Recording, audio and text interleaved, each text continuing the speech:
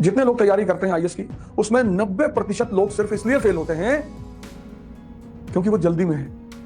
एक लड़का है मेरे पास, कहा कि मैं क्या सोच रहा था कि बताओ, इतनी धूप में 4 लोग टहल रहे हैं, कल खाना खूब खा लिया, मिठाई खा लिया करीब 1.5 किलो। मिठाई नहीं छूट सकती, मिठाई ही खानी है जीवन में। और मीठा खाने का एक नियम है, 1 किलो मिठाई मतलब 10 किलोमीटर की दौड़। और कल दौड़े ही नहीं तो वो सारा मीठा जो कन्वर्ट ही नहीं हो पाया। तो आज चला है 12 बजे कंपनी गार्डन, तो हमें 2 सीन पैरेलल चल रही थी। एक सीन क्या थी, एक लड़का था 13-14 साल का, खुदाई कर रहा था फावड़ा लेकर और पसीना बह रहा था उसके ठीक सामने एक जोड़ा बैठा हुआ था उसी उम्र का। आमने सामने सीन थी, गेट नंबर 3 जाओगे तो देखो कि वहां खुदाई चल रही है। गेट नंबर 3 के पास कुछ नाला वाला बना रहे हैं, कुछ बना रहे होंगे, कुछ बना रहे हैं शायद, हाँ। और वो गंगानाथ परिसर के पास उधर आज मैंने देखा बड़े लड़के उधर पढ़ रहे थे बेचारे, वो सब फोल्डिंग वोल्डिंग वाला ला के बेचारे पढ़ भी रहे थे कई सारे।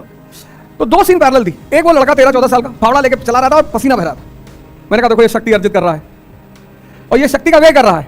जो व्यय कर रहा है उसे मजा आ रहा है, और जो अर्जित कर रहा है वो दुखी है। जबकि खुशी किसको होना चाहिए? जो अर्जित कर रहा है। तो 13 साल 14 साल का लड़का फावड़ा चला रहा, पसीना बह रहा है, शक्ति पैदा हो रही है। जहां जहां तुम्हारी शक्ति पैदा हो रही है तुम वहां वहां निराश हो जा रहे हो। जैसे पढ़ाई कर रहे हो निराशा में, तुम पढ़ाई कर रहे हो निराशा में, तुम करो साहब हमको पढ़ने का मन नहीं है, तब करोगे क्या? किस चीज का मन है बताओ? लिखो एक कागज में किस चीज का मन है। तुमको अपने ऊपर हंसी आएगी। मन के पास एक हथियार है आदमी को बर्बाद करने का। उस हथियार का नाम क्या है? बड़ा प्यारा हथियार है मन के पास, व्यक्ति को बर्बाद करने का। उस हथियार का नाम क्या है? चिंतन तो बड़ी अच्छी चीज है यार। मन के पास एक बड़ा प्यारा हथियार है, और जिस दिन तुमने उस हथियार को अपने हाथ में लेकर पलटवार कर दिया, मन खत्म। टालना, कल पर टालना। हाँ सुन लिए। ये मन का हथियार है। इसे कहो योग करना है, कहेगा कल। इसे कहो ध्यान करना है, कहेगा कल। इसे कहो पढ़ना है, कहेगा कल। ये नहीं कहता नहीं करेंगे, नहीं करे तो पकड़ में आ जाए। तुम इसकी देखो शातिर बना, ये कहता ही नहीं कि नहीं करना है, कहता करेंगे कल, और कल आता नहीं।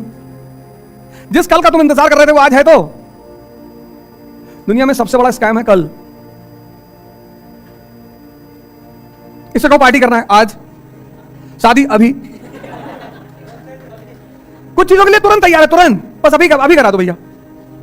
अगर तुमने इस चीज को रिवर्स कर दिया कि आज पढ़ेंगे कल पार्टी करेंगे, जैसे कि तुमको कल पे टलवाता है ना, तो जिन चीजों को ये तुमको कल पे टाल रहा है तुम उससे कहते हो कि नहीं आज पढ़ ले 4 घंटा, और इसको तुम छोटे छोटे टारगेट दिया करो।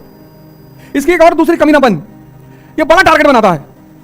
कहता कल जो है सुबह 8 बजे से 12 तो कम है, कहेगा सुबह 8 बजे से 7-8 बजे रात तक तो खींच देंगे, पढ़ेगा नहीं, खींच देंगे। और इतना उत्साहित, इतना तुम्हें अंदर से उत्साहित रखेगा कि कल सब तुम्हारा खत्म करवा देगा। और जो सुबह 8 बजे का कहेगा बारिश हो रही, गेहूं फसल खराब हो गई, किसान बेचारे परेशान है। तुम्हारा भोजन बहुत संतुलित होना चाहिए, भोजन पर बड़ी निगाह रखनी चाहिए, धर्म का पालन करना चाहिए। हमारी माता जी कहती हैं कि जब तुम्हारे मैं वीडियो देखती हूं तो मुझको बहुत हंसी आती है। बचपन से देखा है ना, लेकिन आज वो चीजें इतना काम आ रही हैं, इतनी कोई डरा नहीं पा रहा है। इतना कांड कर भाई, टीचर डॉक्टर वकील, इन तीनों में से तीनों का क्या बिगाड़ दो? मानसिक संतुलन खत्म। मैं भैया परसों शाम को बैठा था, एक साहब का फोन आया, अरे बोले गजब हो गया। मैंने कहा वर्ल्ड वॉर शुरू कर रहे, हमेशा मजाक के मूड में रहते हो। अरे मैंने कहा क्या हुआ? अरे बोले तुम्हारा फेसबुक पेज है। मैंने कहा मेरा तो 10-20 हजार है। एक पेज पे गंदी तस्वीरें लगी हैं। गंदी तस्वीरें? मैं सोचा गोबर का तस्वीर डाल दिए होंगे साले, वही गंदी हुआ। मैंने कहा लिंक भेजा तो देखा नग्न तस्वीरें थी उसमें। मैंने कहा तुम गलत बोले, नग्न तस्वीरें हैं। अरे गंदी नहीं है? मार देंगे मुक्का के, हाहाकार मचा। अरे कितनी बेइज्जती हो रही। मैं कौन सा मुगल फैमिली से हूं कि मेरी इज्जत है? इज्जत भिखमंगों की होती है, गरीबों की। गरीब आदमी क्या कहता है? भैया पैसा नहीं कमाएं लेकिन इज्जत बहुत कमाएं। लुंगी के नीचे कच्छा नहीं पहने हो। कभी जिंदगी में फालतू चीजों के चक्कर में मत पड़ना। अगर तुम जीवन में फालतू की चीजों के चक्कर में पड़े तो तुम गए, तुमको समाज उलझा देगा। तुमको समाज उलझा देगा। मेरी शादी थी यहीं इलाहाबाद में हुई, ससुराल में यही है, इसीलिए यहाँ टिके रहने का बताया और मैं जाता नहीं कभी। और जब मैं जिस दिन 1 मई को शादी हुई थी, आ रही 1 मई, मैं यहाँ पहुंचा, दाढ़ी वाली, टी शर्ट पहने, जीन्स पहने और वो शूज। हमारे एक सीनियर थे, कहीं भैया तुम्हारी शादी है आज। हमने कहा तो, अरे बोले दाढ़ी वाली तो बनवा लो यार। अरे मैंने कहा सर कैसी बातें कर रहे हो, दाढ़ी से शादी होगी? तो एक दुकान है आगे जो खादी आश्रम वाली लाइन नहीं है, सिविल लाइंस में उस तरफ मेन मार्केट जो है सुभाष चौराहा वाली, वहीं पे एक आरिफ भाई की दुकान है। तो वो बेचारे उनको बुलाए, कहे पागल वागल हो, बेइज्जती हो जाएगी। कोई बेइज्जती नहीं होगी, मिडिल क्लास की कोई बेइज्जती नहीं होती, तुम चिंता मत किया करो। ये जो शाही वर्ग है ना, ये हम लोग को 2-3 बातों पे डराता है, कहता तुम्हारी इज्जत चली जाएगी। गई है ही नहीं, ये तुमको इन सब चीजों से बांध लेगा, डराएगा तुमको, जेल चले जाओगे। हाँ तो इतने राजनेता जेल गए, किसी की इज्जत गई?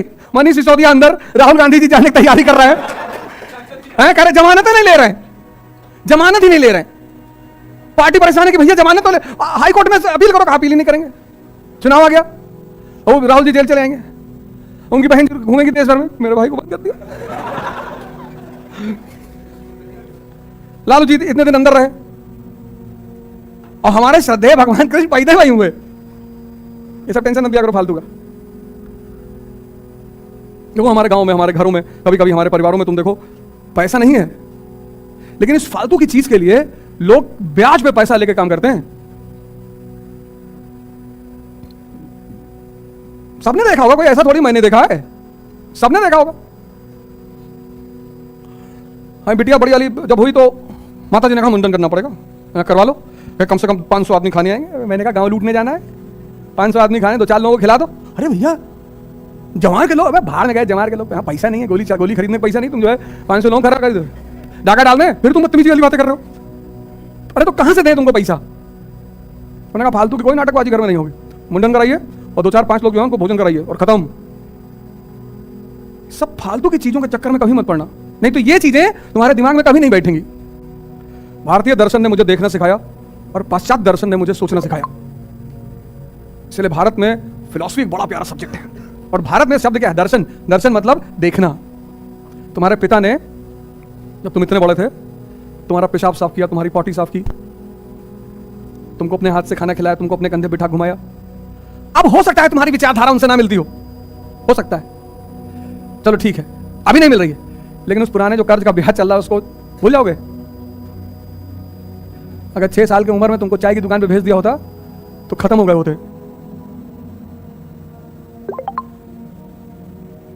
आज मैं लोगों को तो क्या देता हूं, अरे हमारा पापा हमारे को विचार थोप रहे हैं, कोई बात नहीं। हमारे जमाने में मोबाइल था ही नहीं, कितना बड़ा जनरेशन गैप हो गया है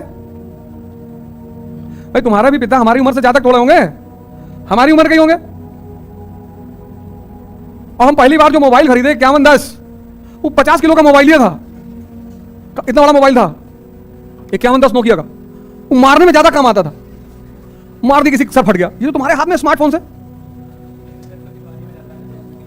तो कितना बड़ा जनरेशन गैप हो गया है। इसलिए जिसको दिखाई नहीं पड़ता ना उसको समझाया नहीं जा सकता। भारत ने एक बहुत अच्छी बात कही कि जो दिखाई पड़े वो ज्ञान, पढ़ना मतलब कुछ नहीं। इसलिए पश्चिम में आज तक बुद्ध नहीं पैदा हुए, पश्चिम में विचारक पैदा हुए।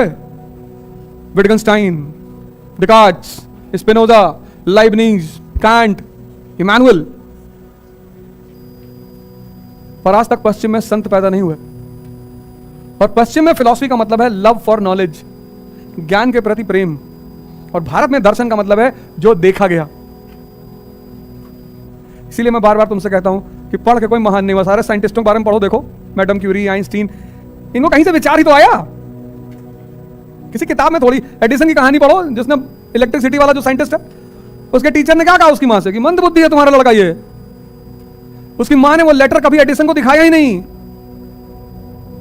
एडिसन के प्रिंसिपल ने लेटर लिखा कि तुम्हारा बच्चा ये स्पेशल चाइल्ड है, मंद बुद्धि है, इसको ले जाओ, ये नहीं कुछ कर पाएगा।